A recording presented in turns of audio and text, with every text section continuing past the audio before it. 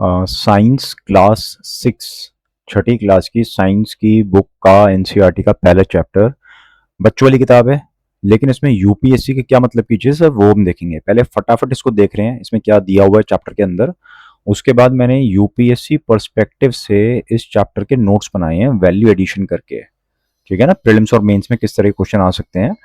काफ़ी अच्छा value addition इसमें किया है। उसके बाद ये नोट्स बनाए हैं, तो नोट्स का लिंक आपको डिस्क्रिप्शन बॉक्स में मिल जाएगा। तो पहले देख लेते हैं एक बार कि चैप्टर में क्या दिया हुआ है।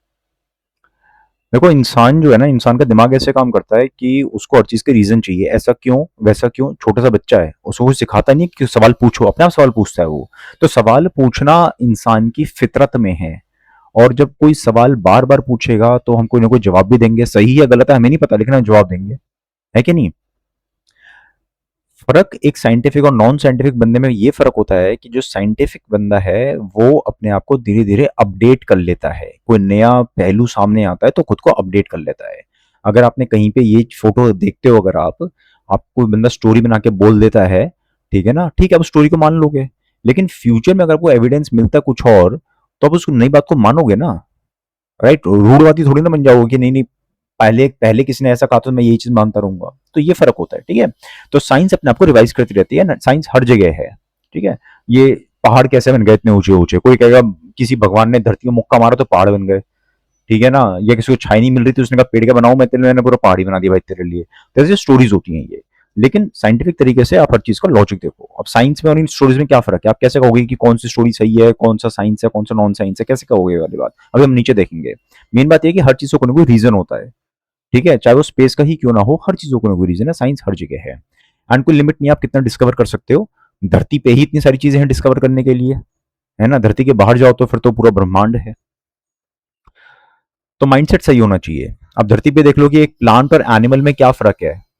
राइट, वो सब एक ही जगह पे एक ही धरती पे रह रहे हैं, बट वो किस तरह से ग्रो कर रहे हैं, उनके अंदर न्यूट्रिएंट्स कैसे काम कर रहे हैं, उनकी फिजियोलॉजी कैसी है, पूरी की पूरी बहुत फर्क पड़ता है। पानी है, अब पानी तो लिविंग बीइंग नहीं है, लेकिन पानी की अपनी प्रॉपर्टीज है, उसका अपना बिहेवियर है कि वो 0 डिग्री पे फ्रीज हो जाएगा, 100 डिग्री पे स्टीम बनेगा। हमेशा 100 डिग्री पे स्टीम नहीं बनता, प्रेशर पे डिपेंड करता है वो कि प्रेशर कितना है। इसीलिए हाई ऑल्टीट्यूड पे अच्छे अच्छे लोगों की दाल नहीं गलती। यूपीएससी इस पे क्वेश्चन पूछ चुका है प्रीलिम्स में 3-4 साल पहले, है ना। अलग अलग एलिमेंट्स होते हैं, इन एलिमेंट्स में क्या फर्क होता है इन मटेरियल्स में, क्योंकि अलग अलग एलिमेंट्स के बने होते हैं, अलग अलग कंपाउंड्स के बने होते हैं। अब पुराने जमाने में जो लोग थे ना, वो उनको आकाश इतना साफ दिखता था, इतना साफ दिखता था, जितना आज आपको 1 लाख रुपए के टेलीस्कोप से नहीं दिखेगा, उससे ज्यादा साफ उनको उस टाइम दिखता था। ठीक है, हाँ, प्लैनेट का साइज आपको बड़ा दिख जाएगा टेलीस्कोप से, आज वो उनको नहीं दिखता था। लेकिन कौन सा सितारा किस तरफ मूव कर रहा है, कितनी क्लैरिटी होती थी, वो आज आपको आज भी नहीं दिख पाएगी। राइट। तो इसलिए लोग रात भर बैठे रहते थे, रातों को कुछ बिजली आती नहीं थी, बैठे हुए हैं तारों को ऑब्जर्व करे जा रहे हैं, लिखे जा रहे हैं, उससे एस्ट्रोनॉमी डेवलप हो गई। इसलिए इंडिया में और दुनिया की बहुत सारी सिविलाइजेशंस में, इजिप्ट में, चाइना में, उनकी अपनी एस्ट्रोनॉमी है, ancient astronomies. Right, because they all had spirit of inquiry. और स्पिरिट ऑफ इंक्वायरी का एग्जाम्पल लेते हैं छोटा सा। आप कुछ लिख रहे थे, आपका एग्जाम था, लिख रहे थे, एंड पेन काम करना बंद कर दिया। तो एक बंदा कैसे सोचेगा, भाई ठीक है पेन काम करना बंद कर दिया, शायद इंक खत्म हो गई हुई, इंक चेक करोगे, देखोगे हो सकता है निप टूट गई हो, ठीक है ना, इंक ड्राई हो गई हो, ये देखोगे आप। दूसरा बंदा क्या कहेगा, हो सकता है कुछ लोग होते हैं ऐसे, वो कहेंगे यार आज सुबह मैं आ रहा था ना, वो काली बिल्ली रास्ता काट गई थी, इसलिए मेरा आज पेन खराब हो गया और मेरे को दूसरा पेन लाना भूल गया, मेरा पेपर बेकार हो गया, मेरा टाइम वेस्ट हो गया। सोचने का तरीका है। तो आप ही कहोगे सर, आप सर इस बात को इतना नकार क्यों रहे हो, सर ऐसा ये भी तो हो सकता है ना कभी कभी। आप में से कुछ लोग यही कहोगे ना कि सर हो सकता है कि वो बिल्ली वाली बात भी सच हो कभी कभी, हमेशा तो नहीं, लेकिन सर कभी कभी हो सकती है ना। तो आप इस चीज को कैसे वेरीफाई करोगे, फिर ये तो बहस हो जाएगी दो लोगों के बीच में। तो ऐसी बहस का एक ही सोल्यूशन होता है, रीवेरीफाई। जो साइंटिफिक रीजन होगा, लॉजिकल रीजन होगा, वो हमेशा वैलिड रहेगा। जैसे आप इस एक्सपेरिमेंट को दोबारा करो बार बार। आप ऐसे 100 पेन ले लो जिनकी इंक ड्राई हो चुकी हो। उन 100 पेन जिनकी इंक ड्राई हो चुकी हो, उनमें से कितने पेन लिख पाएंगे, एक भी पेन नहीं लिख पाएगा। लेकिन अब 100 बार, यानी कि आपकी हाइपोथेसिस बिल्कुल ठीक थी कि जब इंक ड्राई हो जाती है तो पेन काम नहीं करता। मैं छोटी बात बता रहा हूं आपको, आपको लग रहा है सर कैसे बच्चों से बातें कर रहे हैं, लेकिन बात को समझो थोड़ा सा।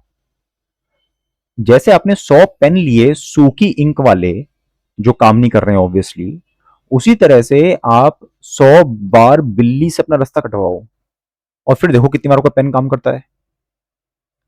तो अगर आप एक्सपेरिमेंट को रिपीट करोगे और बाकी लोगों से रिपीट करवाओगे, तब आपको पता चलेगा कि बिल्ली एक हो या 100 फर्क नहीं पड़ता, बिल्ली का पेन से कोई लेना देना नहीं है। छोटा सा एग्जाम्पल है बच्चों वाला, लेकिन इस एग्जाम्पल को जो हम बड़े स्केल पे लेके जाते हैं तो हम खुद इन एग्जाम्पल्स को फॉलो करने लग जाते हैं। ठीक है, तो इसलिए थोड़ी शुरुआत छोटी होनी चाहिए। तो स्टेप्स दिए हुए हैं कि साइंटिफिक रीजन का, लॉजिक का क्या तरीका होता है। ठीक है ना, और जो मैंने अभी आपको एक्सप्लेन किया वो यहीं पे दिया हुआ है सेम चीज, कि साइंस और सुपरस्टिशन में आप कैसे डिफरेंशिएट करोगे। Same result every time. अगर किसी रिएक्शन से CO2 गैस निकलती है, आपकी टीचर ने ऐसा कहा है, तो हमेशा निकलेगी ना। जब भी आप उन कंडीशंस में उन केमिकल्स को डालेंगे, चाहे यहाँ पे डालो या 2 घंटे बाद डालो, अभी डालो या 2 घंटे बाद डालो, अगले हफ्ते डालो या अमेरिका में जाकर डालो, उन पर्टिकुलर केमिकल्स के मिलने से कार्बन डाइऑक्साइड ही निकलेगी। वो चीज कभी चेंज नहीं हो सकती, एक्सपेरिमेंट कोई भी कर ले। यानी कि ये एक साइंटिफिक रिजल्ट है। लेकिन अगर कोई बोले कि बेटा आज तुम्हारे घर पे कौवा बोल रहा था, आज कोई घर पे मेहमान आएगा, आप इस एक्सपेरिमेंट को 100 बार करो, 100 बार कौवा बोलेगा, क्या 100 बार कोई मेहमान आएगा घर पे? नहीं आएगा ना। क्या जिसके घर पे कौवा बोलता है उसके घर पे हमेशा मेहमान आता है? नहीं होता ना ऐसा। तो यानी कि ये सुपरस्टिशन है। तो इस तरह से आप साइंस और सुपरस्टिशन के बीच में डिफरेंशिएट कर सकते हो। साइंस हमेशा कंसिस्टेंट रहती है, सुपरस्टिशन जो है वो चेंज होता रहता है ना, उसका कोई ना कोई बहाना मार देते हैं, अरे नहीं नहीं उसका ये रीजन है, अरे नहीं नहीं उसका वो रीजन है। ठीक है, अब कई लोग सुपरस्टिशन को ही साइंस बता देते हैं। ठीक है ना, वो कुछ भी उल्टी सीधी बात बोल देंगे, क्योंकि साइंटिस्ट को ऐसा पता चला है, ऐसा साइंस ने भी प्रूफ कर दिया है, अब साइंस ने भी मान लिया है, वो ऐसे डायलॉग मार देते हैं। तो एक पहले हुआ करती थी इंडियन साइंस कॉन्फ्रेंस, 100 साल पुरानी कॉन्फ्रेंस है, और हर साल होती थी, बड़े अच्छी अच्छी इसमें नई नई डिस्कवरीज वगैरह आती थी, उनका जिक्र होता था। फिर जैसे आपको बताया कि पॉलिटिकल सिनेरियो चेंज हुआ, इसके अंदर बहुत सारी कंट्रोवर्शियल और स्यूडो साइंस आ गई। स्यूडो साइंस को लोग साइंस कह के इसमें डालने लग गए, तो अल्टीमेटली इसमें और भी फंडिंग की कंट्रोवर्सी हो गई, एंड सरकार ने इसको पैसे देने बंद कर दिया। तो ultimately now it is dead. एक अच्छी खासी जो हमारा बढ़िया हेरिटेज चल रहा था, साइंटिफिक हेरिटेज चल रहा था, वो आज बंद हो चुका है। ठीक है, all thanks to pseudo science, and nobody is talking about it. अब यहाँ पे दो एग्जाम्पल दिए हुए हैं आपकी इसमें। ऐसे ना एग्जाम्पल छोटे होते हैं लेकिन इंपॉर्टेंट होते हैं। फॉर एग्जाम्पल अभी यूपीएससी ने बता रहा हूँ ना, कुछ साल पहले पूछा था, प्रेशर कुकर वाला क्वेश्चन आ गया था। तो एक छोटी सी बात यहाँ पे है कि खाना बनाते बनाते कभी कभी दाल बाहर आ जाती है, थोड़ा पानी पानी सा फ्रॉथ बाहर आ जाता है, बुलबुले बाहर आ जाते हैं, झाग। क्यों होते हैं वो? राइट। तो क्यों होते हैं उसका सिंपल सी रीजन है यहाँ पे, कि जो दाल होती है ना, दाल में थोड़ा स्टार्च और सैपोनिन्स वगैरह होते हैं, जिससे गर्म होने पे वो थोड़ा फोम जनरेट करते हैं। दूसरी बात, अगर आपने बहुत ज्यादा तेज आंच पे पकाए जा रहे हो कंटिन्यूसली, उसको धीरे ही नहीं कर रहे हो आंच को, तो फोम बनता रहेगा बनता रहेगा। और अगर आपने पानी बहुत ज्यादा भर रखा है, तो फोम को अंदर एक्सपैंड होने का जगह नहीं मिलेगी, तो बाहर आ जाएगी फिर। ठीक है, ये रीजन होते हैं। इससे कैसे बचा जाए? जब दाल बनाओगे ना, जब कुकर में बंद करोगे ढक्कन, उससे पहले थोड़ा सा घी डाल देना, 1-1.5 चम्मच। उससे क्या होगा, सरफेस टेंशन कम हो जाएगी थोड़ी सी। दूसरी बात, आप अंदर कटोरी भी डाल सकते हो, कटोरी रख दो या चम्मच रख दो अंदर। ठीक है ना, या कम आंच कर लो। तो इस तरह की चीजें करने से बड़ा कुकर ले लो। राइट, तो ये चीज मैंने ऑब्वियस बात है एआई से जनरेट किया है। ठीक है ना, इसमें ये चीजें लिखी हुई है, सिंपल सी चीज है। तो यूपीएससी सिंपल सा क्वेश्चन दे देगा कि बार बार अगर दाल निकल रही है बाहर, तो उनमें से कौन सा मेथड काम करेगा।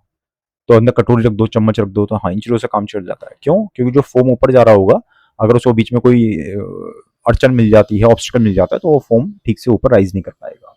ठीक है ना, और जो घी होगा वो सरफेस टेंशन को कम कर देगा फोम की। दूसरा एग्जाम्पल, कि ये कैसे पता लगाया जाता है कि भी एग्जैक्टली कहां से पंचर हुआ है। सिंपल सी बात है भाई, पानी भारी होता है, हवा हल्की होती है। अब हवा टायर के अंदर प्रेशर के साथ भरी हुई है, तो जहां पे छेद होगा वहां से हवा बाहर निकलने की कोशिश करेगी, क्योंकि हवा प्रेशर में है, और क्योंकि हवा हल्की होती है पानी से, इसलिए हवा बाहर आएगी। अब जैसे हवा बाहर आएगी तो हम हवा को देख सकते हैं। क्या आपको अपने आसपास हवा दिख रही है? देखो जरा, नहीं दिख रही ना हवा। लेकिन वही हवा अगर पानी से गुजरेगी तो दिख जाती है हमें। ये इसके पीछे की साइंस है ना। और आजकल तो ट्यूबलेस टायर आ गए हैं।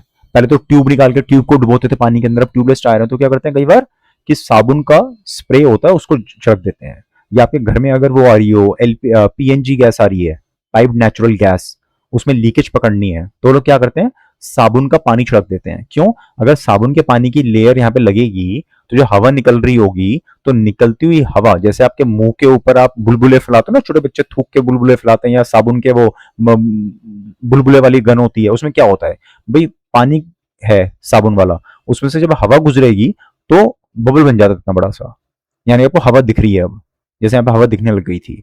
तो ऐसे अगर आप सोप वाटर छिड़कोगे तो हवा जो आ रही होगी, जैसे मुंह से फूंक मार के बबल फुलाते हो, इस तरह से ये टायर भी फूंक मार रहा है, हवा बाहर निकाल रहा है, जिससे बबल बनेंगे। बबल बने, आप बबल बनने से आपको दिख जाएगा अच्छा पंचर यहाँ पे है। छोटी सी बात है लेकिन इंपॉर्टेंट बातें हैं। It is always the team that wins, right. Experiment करना है, साइंटिफिक कम्युनिटी जब काम करती है तो टीम में काम करती है जनरली। अगर आपको समझदार इंसान बनना है तो एक हैबिट डाल लो, वाई, क्यों, हमेशा सवाल करो। सवाल नहीं करोगे तो बुद्धू थे बुद्धू रहोगे और खुद को होशियार समझोगे। एक बुद्धू इंसान की पहचान ये होती है, खुद को बहुत होशियार समझता है वो, ठीक है। और जो होशियार होता है वो ये कहता है हमें क्या पता, हमें तो और बहुत कुछ सीखना है। अब हम पढ़ते हैं ये notes. Promoting scientific temper is an administrative obligation under article 51A। ऐसा लिखा नहीं है इस आर्टिकल के अंदर, लेकिन हर सिटीजन के लिए लिखा हुआ है कि हर सिटीजन को साइंटिफिक टेम्परामेंट डेवलप करना चाहिए, है क्या नहीं। तो आप इसको ऐसे ट्विस्ट करके लिख सकते हो, क्या दिक्कत है इसके अंदर। एज अ कलेक्टर या and whatever post you are, आप हर चीज में साइंटिफिक टेम्परामेंट को इंक्रीज करो। कौन आपको रोक रहा है? कोई रोके तो बोलो भैया संविधान में ऐसा लिखा है, क्या है संविधान में लिखा है? हाँ बिल्कुल लिखा है भाई, पढ़ो तो सही। तो इस चैप्टर में सिर्फ एक ही उद्देश्य है इसका कि लोगों का साइंटिफिक टेम्परामेंट डेवलप करना। तो ये सारे नोट्स इसी चीज के ऊपर है कि साइंटिफिक टेम्परामेंट डेवलप करना क्यों जरूरी है। क्योंकि हमारी एविडेंस बेस्ड पॉलिसी होनी चाहिए। जो मन में आ रहा है लाला की दुकान की तरह आपको डिस्ट्रिक्ट नहीं चलानी है। जो एविडेंस आता है उसी के बेसिस पे आपको डिसीजंस लेने हैं। उसका फायदा ये होता है कि कल को कोई भी ऑब्जेक्शन लगाएगा तो आप बता सकते हो कि सर ये रीजन था उस चीज का, ये नहीं मुझे ऐसा लग रहा था तो मैंने कर दिया, नहीं सर ये रीजन है। आप चाहो तो वेरीफाई कर लो। अपनी रिपोर्ट में आपको लिखना पड़ेगा, रिपोर्ट में ये नहीं लिख सकते मेरी मर्जी, एज सिंपल एज दैट। तो स्यूडो साइंटिफिक क्लेम्स और एक्चुअल साइंस के बीच में क्या फर्क होता है ये आपको समझना पड़ेगा एंड आपको लोगों को समझाना पड़ेगा। अदरवाइज जनता हमेशा बेवकूफ की बेवकूफ ही रहेगी। ह्यूमंस बचपन से ही क्यूरियस होते हैं, वो हर चीज में स्टोरी ढूंढते हैं एंड हर रिलीजन में, हर सिविलाइजेशन में बहुत सारी स्टोरीज बन जाती हैं। समय के साथ साथ जब लोग समझदार होते हैं, जो लोग समझदार हो जाते हैं वो अपनी इंफॉर्मेशन को अपडेट कर लेते हैं और बाकी लोग कहते हैं कि नहीं हमारे धर्म में और हमारे ट्रेडिशन में, कल्चर में ऐसा लिखा है तो हम तो इसको ऐसा ही मानेंगे। ठीक है। आपके आसपास जो भी ज्योग्राफी दिख रही है, पहाड़, पौधे, गड्ढा, पर्वत, जो दिख रहा है, हर चीज की कोने को स्टोरी मिल जाती है आपको, राइट। अच्छा, इंटरेस्टिंगली डायनासोर की स्टोरीज लोगों को आसानी से नहीं मिलती हैं। डायनासोर की स्टोरी आसानी से क्यों नहीं मिलती? क्योंकि जब ये धर्म वगैरह की स्टोरीज क्रिएट हो रही थी तो उस टाइम किसी ने खोद कर देखा नहीं था ना कि डायनासोर नाम की कोई चीज होती थी। ये तो साइंटिस्टों ने बाद में बताया कि डायनासोर जैसी कोई चीज होती है। तो इसीलिए क्लियर कट डायनासोर का जिक्र किसी रिलीजन की थियरीज वगैरह में नहीं है, राइट। तो समझ गए रिलीजन का मतलब क्या? रिलीजन मतलब वो है कि आप अपने आप को अपडेट नहीं कर रहे हो। रिलीजन और साइंस दोनों ही चीजों का एक्सप्लेनेशन देते हैं, बस साइंस वो है जो अपडेट कर लेता है, रिलीजन अपने आप को अपडेट नहीं करता। साइंटिफिक इंक्वायरी के स्टेप्स क्या होते हैं? आप पहले ऑब्जर्व करो, आपको कोई चीज दिखी, क्वेश्चन करो ऐसा क्यों हो रहा है, राइट। उसका कोई ना कोई रीजन दो। आप उस रीजन को जो आपने गेस किया उसको एक्सपेरिमेंट करो, बार बार एक्सपेरिमेंट करो, अलग अलग लोगों से एक्सपेरिमेंट करवाओ। अगर सबका रिजल्ट सेम आता है तो फिर चेक करो कि हाँ शायद हमारा हाइपोथेसिस सही था, राइट। लेकिन आपको जो भी रिजल्ट आया वो कभी भी फिक्स नहीं होता है, वो हमेशा अपडेट होता रहता है, क्योंकि समय के साथ साथ हमारी ऑब्जर्वेशंस और बेटर होती रहती हैं, उससे हमें और एविडेंस मिलता रहता है। और अगर हम ओपन माइंडेड हैं तो हम अपनी थियरीज को रिवाइज करते रहेंगे, क्वेश्चनिंग करते रहेंगे, सवाल पूछते रहेंगे। साइंस और नॉन साइंस में क्या फर्क होता है मैंने आपको समझा दिया है, आप इन चीजों को प्लीज पढ़ लो। क्योंकि मैंने समझना एक बात है, लेकिन एग्जाम में लिख पाना या इंटरव्यू में पिन पॉइंटेड ब्रीफ तरीके से बोल पाना अलग बात होती है। तो कृपया करके आप इन चीज को खुद पढ़िए, जो मैंने एक्सप्लेन किया ये वही चीज है। दाल वाला एग्जाम्पल बता दिया मैंने आपको, ये वाला एग्जाम्पल बता दिया पंचर वाला, ठीक है। ये दाल वाली ही चीज लिखी हुई है। ये प्रीलिम्स के लिए इंपॉर्टेंट है, मेंस में ऐसा सवाल नहीं आएगा, प्रीलिम्स के लिए ये क्वेश्चन यूपीएससी पूछ सकता है इस कंसेप्ट को, ठीक है। एंड कई लोग ना बोल देते हैं मजे मजे में इंटरव्यू में लिख देते हैं कि sir cooking is my hobby, क्योंकि हॉबी के लिए लिखने के लिए कुछ होता नहीं है, कल से सर कुकिंग मेरी हॉबी है, उनसे पूछ लेंगे ये वाला सवाल इंटरव्यू में कि बेटा दाल क्यों निकल जाती है कई बार बाहर, ठीक है ना। तो there should be reason, you should know the reason behind it, अगर स्कूल बुक में दिया हुआ है तो। वीडियो पॉज करो, क्वेश्चन पढ़ो। पढ़ लिया? समझो, साइंटिफिक टेम्परामेंट के बारे में क्वेश्चन है।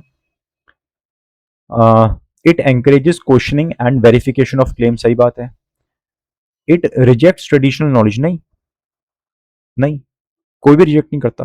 हम सिर्फ उसको टेस्ट करते हैं, उसकी रीजन जानने की कोशिश करते हैं, हम सिर्फ रीजन जानने की कोशिश करते हैं। साइंटिफिक टेम्परामेंट का मतलब है जो भी चीज हो रही है आप उसको मना मत करो, हो रही है अच्छी बात है, पूछो क्यों हो रही है, ऐसा क्यों हो पा रहा है, इसके पीछे का साइंस क्या है, उसके पीछे का लॉजिक क्या है, बस। साइंस का मतलब ये नहीं होता रिलीजन को नकार देना।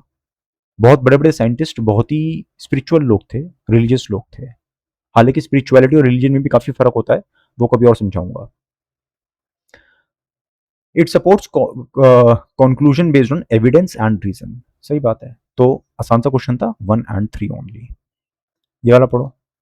डिस्ट्रिक्ट एडमिनिस्ट्रेशन ने देखा कि एक इलाके में बार बार फसलें बर्बाद हो रही हैं, तो क्या करेंगे?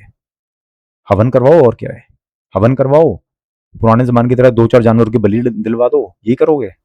या जो लोग कर रहे हैं उनको रोकोगे या नहीं रोकोगे?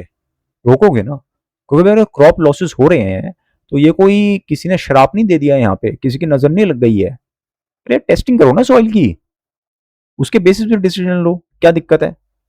ये जो सरकार ने सॉइल हेल्थ कार्ड स्कीम चलाई है, किस लिए चलाई है? इसलिए चलाई है ना। अभी कुछ दिन पहले न्यूज में आ रहा था कि लोग गधे को, मध्य प्रदेश में गधे को गुलाब जामुन खिला रहे हैं ताकि बारिश हो जाए।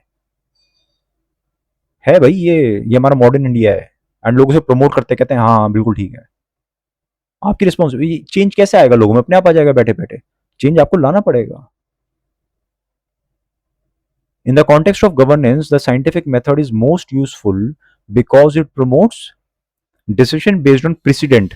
पहले ऐसा होता था तो ऐसा ही होगा यहाँ पे, तो भैया यहाँ पे तो ऐसा ही होता है, ये साइंटिफिक मेथड थोड़ी है। साइंटिफिक मेथड मतलब एविडेंस पे, टेस्टिंग पे फोकस करेंगे, ठीक है। साइंटिफिक मेथड का मतलब ये नहीं है कि आप पब्लिक की नहीं सुनेंगे और एक्सपर्ट्स लाएंगे हर चीज में। अरे लोग तो बेवकूफ हैं, लोगों को क्या पता, हम तो एक्सपर्ट्स लाएंगे, साइंटिफिक एक्सपर्ट जो बताएंगे हम तो वही करेंगे सिर्फ, नहीं, वो गलत अप्रोच है। साइंटिफिक मेथड कभी ये नहीं कहता, साइंटिफिक मेथड ये नहीं कहता आप रिलीजन को मना कर दो, साइंटिफिक मेथड ये नहीं कहता ट्रेडिशनल नॉलेज को मना कर दो, वो ये नहीं कहता लोगों की बात मत सुनो, वो कहता है सब कुछ सुनो। लेकिन अगर उसमें आपको कुछ गलत लग रहा है, गधे को गुलाब जामुन खिलाने से बारिश हो जाएगी, गलत लग रहा है तो गलत है, उस केस में गलत बोलो ना उस चीज को, लेकिन पब्लिक कंसल्टेशन तो करनी चाहिए हमेशा, राइट। तो सी ऑप्शन सही मार्क मत कर देना। मेंस के लिए साइंटिफिक टेम्परामेंट क्वेश्चन है, scientific temper is not confined to laboratories, it is essential for democratic citizenship and effective governance. सरल भाषा में बोला जाए तो एक डेमोक्रेसी में साइंटिफिक टेम्परामेंट का क्या यूज है? भारत डेमोक्रेसी है, तो यहां पे डेमोक्रेसी में लोगों का साइंटिफिक टेम्परामेंट होना चाहिए, क्यों होना चाहिए? दूसरा सवाल, दूसरा क्वेश्चन ये है कि गवर्नेंस में साइंटिफिक टेम्परामेंट का क्या यूज है? कल को आप आईएएस बन गए तो साइंटिफिक टेम्परामेंट एक आईएएस के अंदर होना क्यों जरूरी है? ठीक है, तो पहले डेमोक्रेटिक पार्टिसिपेशन, पहले स्टार्टिंग ऐसे कर लो कि ये फंडामेंटल ड्यूटी है हमारी अंडर आर्टिकल 51 AH, ठीक है। इससे लॉजिकल थिंकिंग की आदत बनती है हमें, राइट, एंड सोसाइटी में प्रोग्रेस होती है, और जो अंधविश्वास होता है वो दूर भागता है, राइट। डेमोक्रेसी में कैसे भाई, लोग अगर हर चीज में लॉजिकली सोचेंगे ना, हर चीज को, तो लॉजिकली देखेंगे कि पॉलिटिशियन जो बोल रहा है इसमें कुछ बात में दम है या सिर्फ सुनने में अच्छा लग रहा है। सुनने में बहुत सारी चीजें अच्छी लगती हैं लेकिन एक्चुअल में नहीं होती। तो बात को सोचो, बंदा बोल रहा है कि लॉजिकल है या नहीं। अब लॉजिकल है या नहीं है इसको समझने का बेस्ट तरीका पता है क्या होता है? खुद का दिमाग ज्यादा यूज मत करो, अगर नहीं कर पा रहे हो तो, टाइम नहीं है तो दूसरे बंदे की सुन लो। अगर सरकार बोल रही है, गवर्नमेंट कोई चीज बोल रही है, तो ऑपोजिशन का काउंटर आर्ग्यूमेंट जरूर सुनो। अगर ऑपोजिशन सरकार पर कोई आरोप लगा रहा है तो सरकार की जस्टिफिकेशन जरूर सुनो। जब आप दोनों पक्षों की बात सुनोगे तभी फैसला ले पाओगे। अदरवाइज क्या होता, जो जज साहब होते हैं, जज साहब तो पहली बार में ही एक्स पार्टी जजमेंट दे देते, नहीं करते ना ऐसा। दोनों पक्षों की बात सुनना बहुत जरूरी है, कितना ही अपराध क्यों ना हो, कोई भी केस क्यों ना हो, दोनों पक्षों की बात सुनना जरूरी होता है। तो इसीलिए आपको लॉजिकली, अगर लोग पढ़े लिखे होंगे तो दोनों पक्षों की बात सुनेंगे, सिर्फ एक ग्रुप का व्हाट्सएप चैनल, सिर्फ एक ग्रुप का सोशल मीडिया हैंडल फॉलो नहीं करेंगे, दोनों का फॉलो करेंगे। ठीक है। दूसरा, शील्ड अगेंस्ट मिस इन्फॉर्मेशन। अभी कुछ दिन पहले ही मेरे घर में मेरे पेरेंट्स एक व्हाट्सएप मैसेज पढ़ रहे थे, जिसमें लिखा था कि 1947 से लेके 1977 तक के जितने एजुकेशन मिनिस्टर्स थे इंडिया के, उन सबके नाम दिए हुए थे। वो पढ़ रहे थे, मैंने पढ़ते बोल दिया गलत है, मुझे तो नहीं याद, मुझे उनके नाम नहीं ध्यान कौन कौन थे, लेकिन मैंने सुनते बोल दिया सारे के सारे गलत हैं, ये फेक न्यूज है। कहते तू कैसे बोल रहा है, तुझे रटे हुए? मैंने कहा मुझे नहीं रटे हुए। काम करो, उसका स्क्रीनशॉट लो, जेमिनाई पे डालो, पूछो जेमिनाई से क्या ये सही है, खत्म। वो पढ़ के भौचक्के हो गए एकदम से। तो एक रैशनल माइंडसेट मिस इन्फॉर्मेशन अपने आप हटा देगा। मिस इन्फॉर्मेशन हमारे समाज में आज बहुत बड़ा इशू है। तो आप सिंपली बोलो सर इसका सोल्यूशन ये है कि अगर हम लोगों में साइंटिफिक टेम्परमेंट डालेंगे, लॉजिकल थिंकिंग की आदत डालेंगे, फैक्ट चेकिंग की आदत डालेंगे, तो fake news, deep fake, miss information अपने आप गायब हो जाएंगे। आपको इसके लिए एक अलग से सरकारी डिपार्टमेंट बनाने की जरूरत नहीं है। सरकार ने बनाया था ना, पीआईबी फैक्ट चेकिंग यूनिट, सरकार ने बनाया था 2 साल पहले।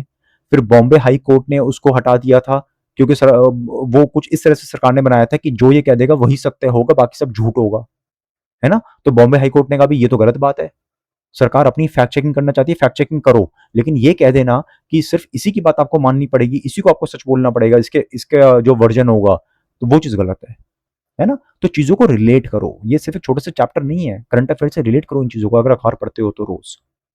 इंश्योरिंग अकाउंटेबिलिटी, लोगों को जब आदत पड़ जाती है ना पूछने की, तो पूछेंगे सर गड्ढा क्यों है सड़क पे, अरे इट इज अ प्रेसिडेंट, यहाँ पे तो ऐसा ही होता है, सड़क बनेगी तो गड्ढे भी होंगे ही, सदियों से होता है, आगे भी ऐसे ही चलेगा, हम गड्ढे नहीं भरेंगे, ऐसा नहीं होता ना यार। बोलो ना सर क्या बात होगी, क्यों नहीं भरे गड्ढे, हो क्यों रहे हैं गड्ढे, पूछो ना फिर। तो हैबिट पड़नी चाहिए लोगों को पूछने की। इफेक्टिव गवर्नेंस, पॉलिसी बनाओगे एविडेंस बेस्ड, ये नहीं कि मेरा मन कर रहा है, नहीं। अगर पीडीएस में आज भी लीकेजेस हो रहे हैं आधार के बावजूद, आधार इनेबल पेमेंट सिस्टम, उन सब आधार ऑथेंटिकेशन, उसके बावजूद अगर लीकेजेस हो रही हैं तो कहाँ पे हो रही है, क्यों हो रही है, उसका आपको एविडेंस चाहिए, तभी आप एक्शन ले पाओगे। मन मर्जी से एविडेंस नहीं ले एक्शन नहीं ले पाओगे आप। और अगर आपने एविडेंस के बेसिस पे अपनी रिपोर्ट में कोई चीज लिखी है, तो बाकी लोगों को 10 लग जाएंगे, उसको हटा नहीं पाएंगे, नकार नहीं पाएंगे। ठीक है ना। तो जब तक आप अपनी रिपोर्ट्स में एविडेंस बेस्ड काम कर रहे हैं, हर चीज का लॉजिकल रीजन लिख रहे हैं, तब तक आप भी सेफ हो, आपकी नौकरी भी सेफ है, समाज भी सेफ है। अदरवाइज आपको कभी भी परेशान किया जा सकता है। टैकलिंग मॉडर्न क्राइसिस, अब जैसे कोविड आया था, तो हमने क्या किया उसके लिए, ताली बजाई, थाली बजाई, मोमबत्ती जलाई, कोविड भाग गया डर के, जोर जोर से बजाई ताली, ताकि साला डर के भाग जाए। लोग हैं भैया, मोदी जी ने ऐसा कभी नहीं कहा था कि ताली बजाओगे, थाली बजाओगे तो कोरोना डर डर के भाग जाएगा, उन्होंने ऐसा कभी नहीं बोला। शायद उनके बोलने में कोई दिक्कत रही होगी, शायद मिस इन्फॉर्मेशन रही होगी, मैं उस चीज को सपोर्ट बिल्कुल नहीं कर रहा उन्होंने जो कहा, मैं उसको टोटली अगेंस्ट हूँ। लेकिन आपको ये भी कह रहा हूँ कि उन्होंने कभी नहीं कहा, मोदी जी ने, कि तुम थाली बजाओगे तो कोरोना मर जाएगा। मेरे ख्याल से तो नहीं कहा था उन्होंने ऐसा, लेकिन लोग ये समझ रहे थे। मतलब कितने बेवकूफ लोग हैं, न्यूज वाले समझ रहे थे कि ये नोट के अंदर नैनो चिप हो सकता है। मतलब क्लास में गाली नहीं दे सकते हैं भाई। ठीक है। तो scientific temperament is the soul of modern democracy. China successful क्यों है सर, वहां पे ना तानाशाही है। बेटा तानाशाही तो बतेरे देशों में है, वो तो फेल हो जाते हैं। अफ्रीका में देखो, अफ्रीका में है क्या डेमोक्रेसी, बतेरे देशों में तानाशाही है। वो एक एथीस्ट स्टेट है, पूरी तरह लॉजिक पे काम करता है। वहां पे कोई 90% लोग कोई फॉर्मल रिलीजन फॉलो नहीं करते। इसका ये मतलब नहीं स्पिरिचुअल नहीं है, स्पिरिचुअल हैं लोग, लोग स्पिरिचुअल हैं, लेकिन फॉर्मल रिलीजन फॉलो नहीं करते। दोनों बातों में बहुत ज्यादा फर्क है। थोड़े मेच्योर होंगे तो समझोगे कि स्पिरिचुअलिटी और रिलीजन में जमीन आसमान का फर्क होता है। वहां की जो चाइनीज कम्युनिस्ट पार्टी है ना, वो एक्टिवली प्रमोट करती है एथिज्म। कहते हैं धार्मिक मत बनो, यहाँ पे कहते हैं धार्मिक बनोगे तभी अच्छी वैल्यूज आएंगी। वो तो तुमसे आगे निकल गया भाई। हमें सिखाया जाता है अच्छी वैल्यूज, रिलीजन फॉलो करोगे अच्छी वैल्यूज आएंगी, वैल्यूज आएंगी तो प्रोग्रेस होगी।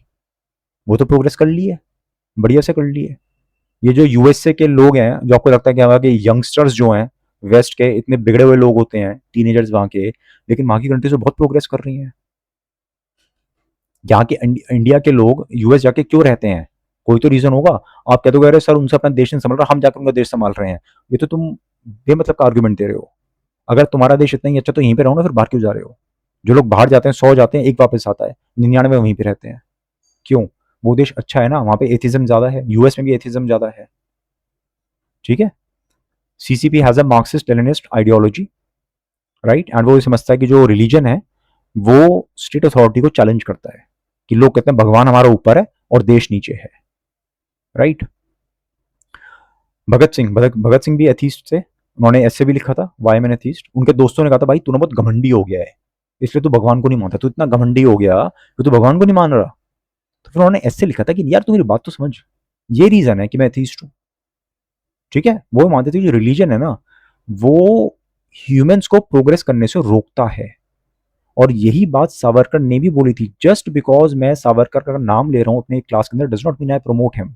जस्ट बिकॉज मैंने सीसीपी का नाम लिया does not mean I promote him. लेकिन एग्जाम्पल तो देना जरूरी है ना। तो जैसे भगत सिंह कहते थे कि जो धर्म है वो हमें पीछे लेके जा रहा है, हमारी तरक्की नहीं होने दे रहा है। और वही चीज चाइना भी कहता है कि जो धर्म है वो लोगों को पीछे रखता है, उनकी प्रोग्रेस नहीं होने देता है। सावरकर ने थोड़ा सा डिफरेंट चीज बोली थी। उन्होंने कहा था ये जो ब्लाइंड फेथ है ना, काओ वर्शिप की वजह से हिंदूज आगे नहीं निकल पा रहे हैं। हिंदूज ये जो सुसु पोटी खाते हैं, इसकी वजह से हिंदू समाज पीछे है। ऐसा मैंने नहीं कहा है, प्लीज, मैंने नहीं कहा ऐसा, ऐसा सावरकर ने कहा था। ठीक है। उन्होंने कहा था कि काओ इज अ यूजफुल एनिमल, आप उसकी प्रोटेक्शन करो। काओ को प्रोटेक्ट करना बहुत जरूरी है क्योंकि इसके बहुत सारे इकोनॉमिक बेनिफिट्स हैं। उन्होंने कहा था कि अगर हिंदूज को आगे निकलना है तो हिंदूज को साइंटिफिक टेम्परामेंट डेवलप करना पड़ेगा। ठीक है। अगर आपको लगता है कि सर कुछ गलत चीज पढ़ा रहे हैं, प्लीज फैक्ट चेक करो, कमेंट्स में डाल देना, मैं अगली बार करेक्ट कर लूंगा। I am open to correction. मैं जो बोलता हूँ फाइनल नहीं होता, but I am open to correction. That is scientific temperament. ये जो टेबल है, ये टेबल आपको काम आएगी मेंस में एंड शायद थोड़ी सी इंटरव्यू में। मेंस में स्पेशली एसए में, राइट। तो यहाँ पे एग्जाम्पल दे सकते हो कि इंडिया में स्यूडो साइंस एग्जाम्पल्स हैं, जैसे काउ यूरिन ड्रंग, ये सब चीजें है ना। तो अनडिस्टिल्ड अगर आप ऐसे ही रॉ यूरिन वगैरह ले रहे हो, ठीक है ना, तो दैट इज वेरी हार्मफुल। और अगर उसको डिस्टिल करके यूज कर रहे हो, काउ यूरिन को डिस्टिलेशन के बाद यूज कर रहे हो, तो वो जो बायोटिक प्रॉपर्टीज हैं वो तो बहुत सारे एनिमल्स के यूरिन में होती है, उसमें काउ कोई स्पेशल चीज नहीं है। ठीक है ना। तो ये चीजें हैं, ये आपकी इंटरवेंशन स्ट्रैटेजी रही है। अगर आप एक आईएएस हो, अगर आप कलेक्टर हो, तो आप इन चीज़ों को कैसे टैकल कर सकते हो वो यहाँ पे लिखा हुआ है। जैसे लोग कहते हैं कि ग्रहण पड़ रहा है तो ग्रहण के बाद नहा लो क्योंकि तुम अशुद्ध हो गए हो। कुछ नहीं होता भाई, शुद्ध अशुद्ध कुछ नहीं होता है ऐसा। आप सोचो, बताया ना, पहले जमाने में लोग स्काई के ऊपर ही पूरी रिसर्च करते थे। रात भर उनको तारे दिखते थे, दिन में सन के हिसाब से, शैडोज के हिसाब से उनका टाइम देखते थे वो लोग। तो देवर डिपेंडेंट, उनकी पूरी घड़ी चल रही थी। It was a cosmic clock, बहुत बड़ी घड़ी है। उनका जो आसमान था वो घड़ी थी पूरी, उसके हिसाब से पूरी उनकी दिनचर्या चलती थी। अब इस घड़ी का जो मेन बंदा है, हेड है, सूरज, अगर मान लो उसके सामने चांद आ गया, वो एकदम सूरज छप गया दिन के टाइम, तो उनके लिए कितनी बड़ी बात थी। डर गए थे वो लोग। इसलिए सारी सिविलाइजेशंस में एक्लिप्स को बहुत ही नेगेटिव चीज तरह देखा जाता है ना। सारी सिविलाइजेशन में, इंडिया की बात नहीं है, सारी सिविलाइजेशन में बहुत नेगेटिव तरीके से देखा जाता है। लेकिन साइंटिफिक टेम्परामेंट क्या है कि जब हमने समझा कि अच्छा एक्लिप्स क्या चीज होती है, तो फिर कुछ लोगों ने कहा भी इसमें कुछ अशुद्ध होने वाली चीज नहीं है, बस आपने डायरेक्टली नहीं देखना सूरज को, दैट्स इट। इसमें कोई अशुद्ध अशुद्ध वाली बात ही नहीं है, सिंपल सी बात है, राइट। तो दिस इज साइंटिफिक टेम्परामेंट। बीमार पड़ जाते हैं तो झाड़ फूक के लिए लेने चले जाते हैं, मैजिकल रेमेडीज को लोग प्रमोट करते हैं। तो there is a act against it, drugs and magic remedies act 1954। तो कोई बंदा कोई भी झाड़ फूक या मतलब उल्टी सीधी इलॉजिकल बातें कर रहा है इस तरीके की कि इस चीज से हम आपको ठीक कर देंगे, मेडिकल ट्रीटमेंट दे देंगे हम आपका, ठीक है ना, तो आप यार एक्ट उनके खिलाफ यूज कर सकते हो। ये तो कई बार न्यूज में आता रहता है कि सांप काट लेता है तो सरकार के पास नहीं लेके जाते हैं, सरकारी हॉस्पिटल में नहीं लेके जाते, अगर झाड़ फूक वाले बंदे के पास लेके जाते हैं, या गंगा नदी में उस बंदे को, बेचारे को डुबो के रखते हैं कि गंगा माता इसका ये जो काटा हुआ हिस्सा है वो अपने आप साफ कर देंगी वगैरह वगैरह, तो लोग मर जाते हैं फिर उस वजह से, राइट। तो आपके लिए ये सिर्फ न्यूज नहीं है, दिस इज हाउ। इन चीजों को ना पढ़ोगे बार बार तो एग्जाम में अपने आप दिमाग में पॉइंट्स आएंगे, आपका सोचने का तरीका बदलेगा। डायन प्रथा तो आज भी होती है, आज भी मेरे ख्याल से 6 महीने साल भर में एक ना एक न्यूज तो आ ही जाती है ऐसी, ठीक है ना। होम्योपैथी बढ़िया चीज है, मेरे हिसाब से बढ़िया है, बाकी मुझे पता नहीं एक्चुअल में क्या है, मैं डॉक्टर तो नहीं हूँ। लेकिन इमरजेंसी केसेस में तो आप इसको यूज नहीं कर सकते ना, as an alternative to surgery. हर चीज में आप इसको यूज नहीं कर सकते हो, ठीक है ना। ऐसी किसी बंदे को, अब बाबा रामदेव है, आयुर्वेद उसको बहुत बढ़िया आता है, योगा बढ़िया आता है, नेचुरोपैथी बढ़िया आती है उस बंदे को, लेकिन जब उसको हार्ट अटैक आएगा वो तब भी हॉस्पिटल में ही जाएगा, और फोटो भी है, पहले किसी एम्स वगैरह में एडमिट हुआ था वो बंदा, ठीक है ना। तो emergency care versus long term improvement in the body, दोनों बातों में फर्क होता है। तो बीमारी पे डिपेंड करेगा, बीमारी कैसी है, जिस बीमारी का जहां पे बढ़िया इलाज है आप वो चीज करो, है कि नहीं। कोई लॉन्ग टर्म बीमारी है, किडनी लीवर की बीमारी हो रखी है, अभी अर्ली स्टेजेस में है, आयुर्वेदिक इलाज करो उस चीज का, बढ़िया रहेगा। एलोपैथी लोगों तो किडनी फेल हो जाएगी बल्कि ज्यादा दवाई लेने से, है कि नहीं। तो थोड़ा सा मतलब चीजों को देखना, सोच समझ के करना है, ऐसा नहीं कि आप यू कैनॉट से कि sir homeopathy is bad, Ayurveda is bad, ऐसा कभी नहीं बोलना। It depends on the problem, तो दैट इज साइंटिफिक अप्रोच, हम प्रॉब्लम देखेंगे उसके हिसाब से सोल्यूशन बताएंगे। प्लास्टिक सर्जरी होती थी पुराने जमाने में, पुराने जमाने में इंटरनेट हुआ करता था इंडिया में, ब्रॉडबैंड हुआ करता था, वीडियो कॉलिंग थी, वो जो महाभारत का युद्ध था ना वो लाइव टेलीकास्ट होकर बता रहे थे। तो ये मतलब आईएएस की तैयारी कर रहे हो या पॉलिटिकल पार्टी का एग्जाम दे रहे हो, ठीक है। तो बस इस चैप्टर में यही है, चैप्टर बच्चों वाला था, लेकिन बच्चों की नज़र में पढ़ने वाले और पढ़ाने वाले की नज़र में फ़र्क होता है, ठीक है। तो आईएएस की नज़र से चीज़ों को पढ़ो, बहुत कुछ सीखने को मिलेगा।